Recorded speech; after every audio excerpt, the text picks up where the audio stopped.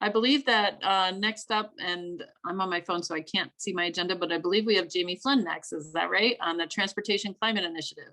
I think that's right. Can everyone, good morning, everyone. Can you see my screen here?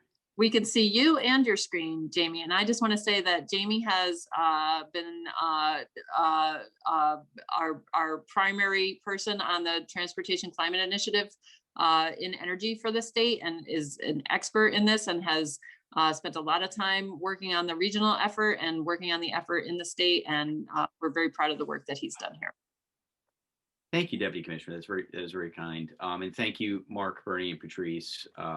We do occasionally find time to eat and sleep, and are very happy to spend some of that time we might otherwise be doing those things actually speaking to you folks. This is a great opportunity, and we really appreciate the time. I'll keep sort of the description of my background brief, just for the sake of time. But as the Deputy Commissioner said, I'm Jamie Flynn. I'm a staff attorney at the department. I've been a lawyer for in a mix of private practice and government for over a decade. I've been at DEEP for the last two and a half years. And in that role as a staff attorney, I'm mostly working for the Bureau of Energy and Technology Policy. I provide legal, policy, and technical advice to DEEP and occasionally to other agencies in connection with the development of the state's the development and implementation of the state's policies designed to achieve our economy-wide greenhouse gas reduction targets. I also represent DEEP before the Public Utilities Regulatory Authority in proceedings concerning matters including the advancement of the state's EV deployment goals, the equitable modernization of our electric grid, public utility company rate structures, resiliency, storm and pandemic response, bankruptcies, changes in control, vegetation management, which some of you may be familiar with, natural gas distribution system regulation, and a variety of telecommunications issues. And I also assist the department with crafting legislative and regulatory approaches to decarbonizing the transportation, buildings, and electric sectors, some of which the Deputy Commissioner just spoke to. Today I'm here to talk to you about some of my work in the transportation world. So some of you may have heard about this program called the Transportation and Climate Initiative Program. So what is that? In a nutshell, TCIP, as we call it, is a multi-jurisdictional, market-based program to reduce carbon emissions from on-road transportation and increase investments in an equitable, cleaner, and more resilient transportation system. The program has three goals: to reduce emissions and harmful pollution from transportation, to decarbonize, modernize, and expand the transportation system and create new economic opportunity in the process, and to advance the goals of equity and environmental justice. The program has a specific focus on communities that are overburdened by air pollution and underserved by the transportation system. So what does all of this mean? That was a bit of a mouthful. So maybe before we get into the nuts and bolts of what the program is, how it works, we will just for a moment talk about why we need to do this. I think what we have here on this page are some statistics. You can find these in the recently released GC3 report, and these are just exemplary. But these are the consequences of climate change: stronger storms, more frequent and more severe and longer droughts. Up to 20 inches of sea level rise is predicted along the Connecticut coast by 2050. We'll see increased flooding, including with respect to severe events like Superstorm Sandy. Those will be more frequent. We will also start seeing more flooding associated with normal tidal events, things like that. We can expect to see an increased frequency of 90-degree days, increasing from an average of 5 per year between 1970 and 1999, up to 25 per year from 2040 to 2069. The point here is these are not things that we can avoid. These are things that are locked in at this point. So, we have to take some serious action to avoid the worst consequences of climate change. Pardon me. Okay. from the air pollution side, we know that transportation emissions, this is something that's become crystal clear during the pandemic in particular, can increase the risk of premature death and other serious health issues like asthma, cardiovascular damage, and developmental and reproductive harm. Emissions from the transportation sector include air toxics like benzene, formaldehyde, diesel particulate matter, and other cancer-causing substances. And of course, these emissions disproportionately impact disadvantaged communities, communities that are overburdened by air pollution located along heavily traveled transportation corridors in the state. So I think we know transportation is, at this point, the largest source of GHGs in Connecticut. It makes up 35% of all of the state's GHG emissions, as well as 42%, in the region.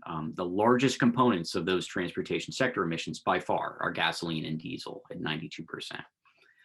Motor vehicles also account for about 67% of all nitrous oxides, which is a key component of smog and a significant issue for Connecticut, as we'll talk about in a moment. We haven't talked much, about the Transportation Climate Initiative yet, but it includes Connecticut, Massachusetts, Rhode Island, and the District of Columbia at this point. And as you can see, those three states, of the four jurisdictions I mentioned, account for 73% of all transportation sector GHGs, 76% of motor vehicles, and 80% of the GDP of New England. So this is just a quick summary. I won't spend a lot of time on, but these are the laws and policies in Connecticut, and as they exist in federal law that require action on climate and air pollution. So we have our Global Warming Solutions Act. We have a new requirement as of 2019 that 50% of the state's vehicles purchased or leased by 2030 need to be ZEVs. Governor Lamont's executive orders 1 and 3, including the lead by example order, as well as the reconstituted Governor's Council on Climate Change, which identified joining TCI-P as a priority. We also have significant commitments with other states to deploy zero emission vehicles and medium and heavy duty zero emission vehicles, including the ZEV MOU in 2013 and then the medium and heavy duty MOU in 2020. On a federal level, the Clean Air Act, Section 177 of the Clean Air Act, allows states to adopt either federal motor vehicle emission standards or California's emission standards. And Connecticut is one of a number of Section 177 states, as they're called, that have adopted California's new vehicle emission standards. And that's enshrined in Public Act 0498. And finally, Connecticut has a serious issue with respect to ground level ozone. Our persistent failure to attain the national ambient air quality standards for ground level ozone is a critical air quality, public health, and environmental justice challenge in the state. So what is the Transportation and Climate Initiative program? Well, the Transportation and Climate Initiative is a group of 12 states in the Northeast, the Mid-Atlantic, and the Southeast, and the District of Columbia that have been working together for the last decade to develop policies and programs to reduce emissions from transportation. For the last 2 years, those states have been developing a market-based mechanism to that end to reduce transportation sector emissions. And in December 2020, for those jurisdictions, Connecticut, Massachusetts, Rhode Island, and the District of Columbia signed a memorandum of understanding committing to develop the program within their jurisdiction. So on the left-hand side here, you see some excerpts from the memorandum of understanding signed by Governor Lamont and the other executives listed below in December, as well as the goals of the program, which include reducing CO2 emissions, improving air quality, public health, and access to transportation, promoting local economic opportunity, maximizing the efficiency of the program, and critically advancing equity for communities overburdened by air pollution and underserved by the transportation system. The other TCI jurisdictions continue to be intimately involved. I got off a call that I was on from 7 to 9 this morning with a representative from one of these jurisdictions working through some nuts and bolts related related issues. And I can say they're all still very involved, and we're looking forward to them joining in the future. TCI is based on, to an extent, a similar program in the electric sector you're familiar with, the Regional Greenhouse Gas Initiative. That program was started in the late 20-aughts. And over the course of a couple of years, Connecticut was one of the initial joining states, but over several years, additional states joined on a timeline that, worked and was consistent with their legislative and regulatory processes. And we're looking forward to something similar happening with TCIP. So some nuts and bolts. What is TCI-P Cap-and-Invest? On the top left here, you have a picture of a fuel terminal. This is actually a picture, I think, of the fuel terminal, maybe the Marathon Fuel Terminal in Albany, but you'll be familiar with them in Connecticut too, particularly down in New Haven, just under the Pearl Harbor Memorial Bridge. So TCI is a regional market-based program to reduce CO2 emissions. The program covers emissions from gasoline and on-road diesel fuel. The participating jurisdictions will establish a regional emissions cap and auction emissions allowances up to that cap. As you can see in the figure on the bottom left there, the cap declines over time, and in that way, this program guarantees, regardless of exogenous factors like other policies or technological advancements or unrest in other areas of the world, the program will guarantee a 26% reduction in CO2 from on-road transportation by 2032. The states will auction proceeds. They will auction allowances, each allowance representing 1 ton of CO2. And the proceeds from those allowance auctions will generate for Connecticut up to, or actually over $1 billion by 2032 to invest in clean transportation strategies. And as I noted, this is a program that is not novel. Successful examples include RGGI in the regional electric sector. It's many of the same states that have been involved with planning TCI, as well as other market-based emissions trading systems. So this is a little bit more in the weeds, and I'll move through it fairly quickly. But so the way the program works is one allowance, all those little marbles there in the bucket, represents 1 ton of CO2 from the emissions, CO2 emissions from the fossil fuel components of gasoline and on-road diesel. So fuel suppliers, the regulated entities here, will be the companies that own the fuel in those storage tanks in the background there in the photo on the top left, as well as, in certain circumstances, companies that are transporting fuel into the state across state lines. So these entities will report their CO2 emissions associated with the fuel they sell into the jurisdiction and periodically surrender allowances to cover the carbon content associated with that fuel. The suppliers, as I said, will purchase allowances at quarterly auctions and can buy and sell them with other regulated entities on a secondary market. They're tradable in that regard. There are a number of different options that fuel suppliers can use to lower their compliance obligation. I think an important point here is that this is not a program that will just exist within Connecticut. It will be implemented in other participating states. And in that regard, the program will establish a uniform carbon price on gasoline and on-road diesel in all participating states. Market-based programs like TCI incentivize innovation and lead to cost-effective emissions reductions scenarios. And so the way it works is fuel suppliers that can innovate to lower their compliance obligation will, and those that can't will purchase allowances either at auction or on the secondary market. And in that way, the market finds the way to achieve the most cost-effective emissions reductions. And as I noted earlier, TCIP is a program that is designed to further multiple policy goals at once and at least cost to consumers and businesses. Those policy goals being reducing emissions and air pollution, generating funding to invest in clean transportation infrastructure, and advancing the goals of equity and environmental justice.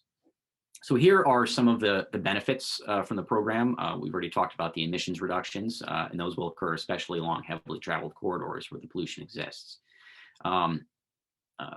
The proceeds of this program are projected to be up to $89 million in 2023, increasing to $117 million in 2032. These are annual numbers, totaling over $1 billion by 2032 for Connecticut. The program is expected to have significant health and safety benefits, including avoided premature deaths and asthma cases from improved air quality, as well as avoided injuries and fatalities from various safety improvements. All communities in the state and the region will benefit, urban, suburban, and rural alike, and in particular overburdened and underserved communities. The program is also projected to have a net positive economic impact in Connecticut and a substantially net positive impact the further out in time you go. Overall, the benefits of the program exceed the costs. So what could these auction allowances be used for? Well, the TCIP proceeds could be used to support a broad range of transportation emissions reduction opportunities, including some of the things you see here in the pie, including converting buses and diesel trucks to electric, expanding and modernizing public transit, deploying EV charging infrastructure, bicycle lanes and pedestrian safety improvements, air quality monitoring to identify hotspots, roundabout conversions. Believe it or not, that is a strategy that can have a huge impact on both emissions and also lower traffic accidents. Improving trails to get more people out and exercising and using them, and synchronizing and modernizing traffic signals. That can also have a significant impact on emissions and safety as well. An important point here is that these are each state has discretion to decide how to invest its proceeds, the proceeds from the auctions of its allowances. So as I said, equity is a critical lens that we apply to everything, with respect to TCI, as well as the Deputy Commissioner said, it really all of our work at the Bureau and at DEEP. After, engaging over the last 2 years with a variety of equity and environmental justice and other stakeholders, holding listening sessions and considering the over 10,000 comments that we've received on the program throughout that time. The participating jurisdictions in the program, in the memorandum of understanding that they signed, that the governor signed, embedded a variety of specific equity commitments, including these that I'd like to highlight. So each participating jurisdiction commits to spend at least 35% of its auction proceeds to ensure that communities overburdened by air pollution or underserved by transportation benefit from policies that reduce emissions. Connecticut and all the jurisdictions will each establish an equity advisory board, which includes residents of those communities, for the purpose of gathering input and providing advice to the state on decision-making and equitable outcomes. Transparency is critical. And so, each jurisdiction has committed to, producing an annual report of the investments, including how investments are used to address equity, and providing for an annual review of public and comment. And I think finally, this is an important point. TCIP is part of a suite of strategies that that the state and other states in the region are undertaking to address transportation sector emissions. And we all acknowledge that we need to pursue additional policies using funding from TCI and other funding that to advance to adequately advance the goals of equity and environmental justice. So here are some specific numbers. I won't dwell on this slide too much. I think the important information is really in that middle row there, the green row. That is the estimated proceeds on an annual basis as a result of the extensive modeling done by the TCI jurisdictions, including Connecticut. The yellow lines, I think it's really important not to gloss over the fact that this will have an increase. It will have an effect on prices at the pump. And this is what our modeled projections show, is that at these allowance prices, this is what the projected impact of the program will be at the pump. As you can see, it's 5 cents in 2023 for a gallon of gasoline, increasing to 10 cents in 2032. And those are inflation adjusted numbers. So and that 10 cents is 10 cents in 2032 dollars.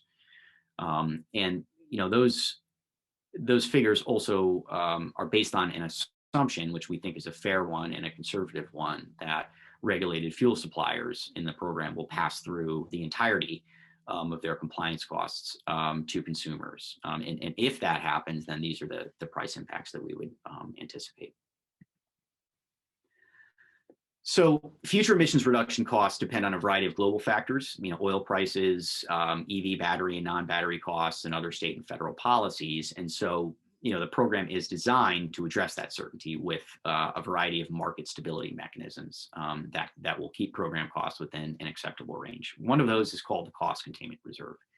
That is a mechanism that automatically will add allowances to an auction if allowance prices rise to a predetermined price. And that will, by adding allowances, more of them will be available, the price will be lowered, and the resulting impact at the pump will also decrease. On the flip side, so that's one mechanism. It's a consumer protection oriented mechanism. On the other side, we have an environmentally oriented protection mechanism called the Emissions Containment Reserve. And what that does is it automatically removes allowances from an auction if there are too many allowances and allowance prices fall below that predetermined price. And so that's how the program ensures that it will, one way it ensures that it will meet its environmental objective and take advantage of opportunities to reduce emissions at lower than expected costs.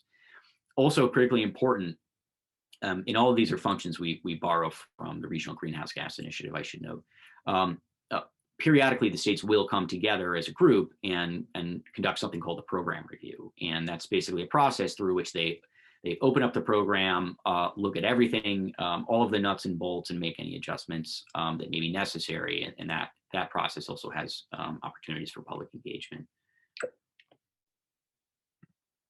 So I'll wrap up quickly, but I think it's helpful to do a little myth busting. So these are some things that we've heard. You may have heard about the program, and I think it's helpful to address them. So one is the TCIP is a gas tax, and that's not true. It's a market-based mechanism that requires fuel suppliers to purchase allowances to pay for the carbon pollution from their fuel.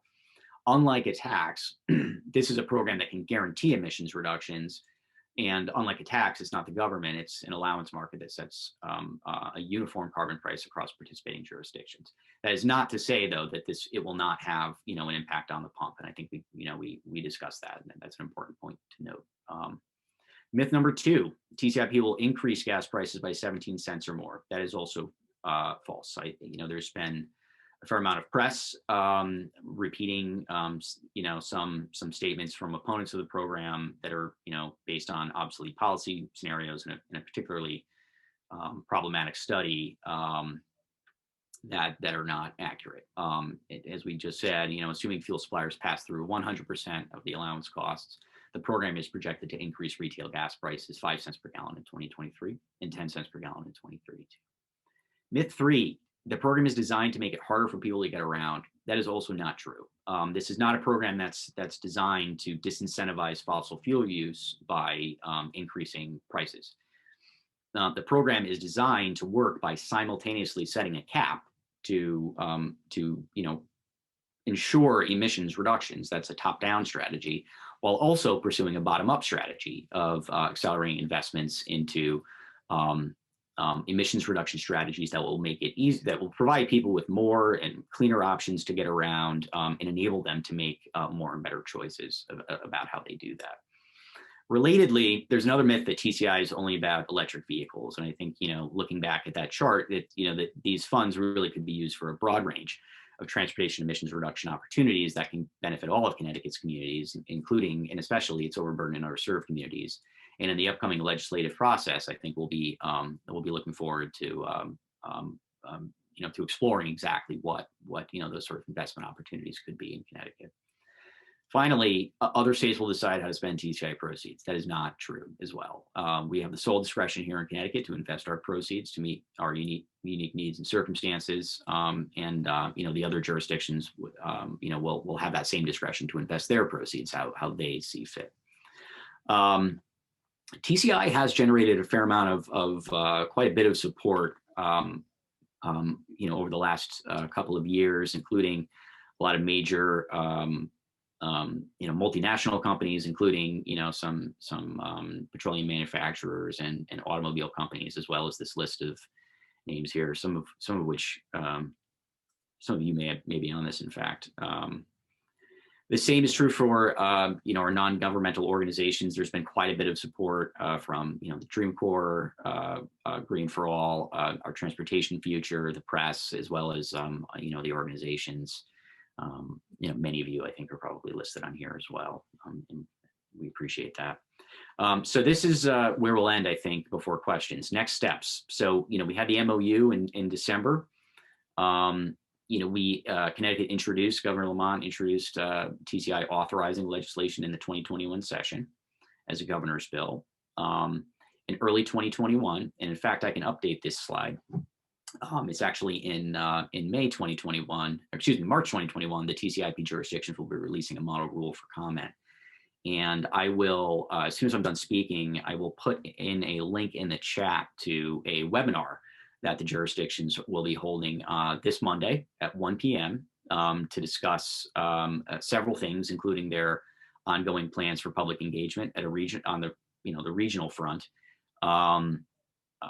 their efforts to ensure that these key equity provisions are included in the program, as well as releasing details of the draft model rule. And so you may be asking yourself, what is the model rule? Well, the model rule is a regulatory framework that the states work on together, and that will be the basis for each state's individual regulations. So TCI-P is a regional program. It has a regional component, the auctions, and the emissions tracking system, is all conducted on a regional basis.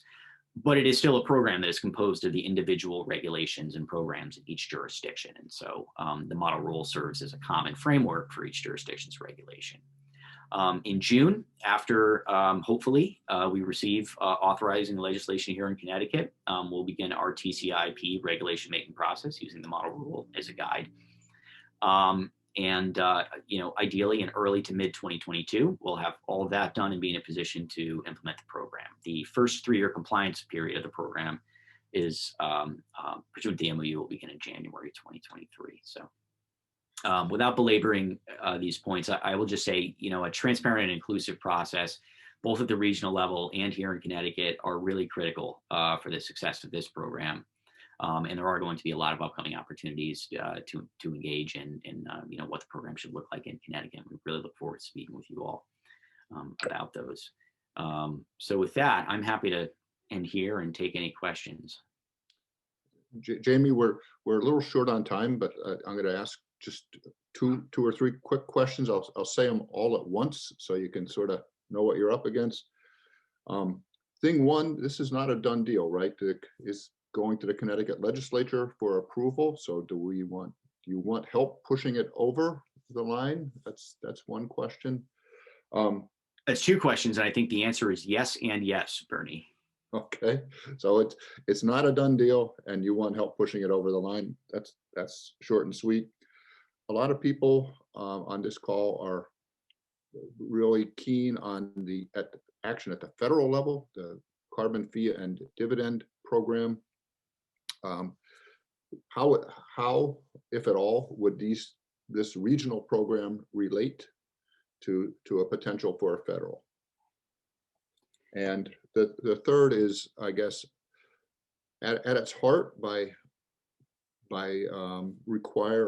adding to the price of gasoline and diesel, it intrinsically pushes consumers, rational consumers, away from those things, encourages conservation. If I was a fuel dealer or somebody in that business, is there anything aside from selling less that I can do to lower my carbon footprint? And there's a whole host of questions, some of which maybe we can get to at the end here.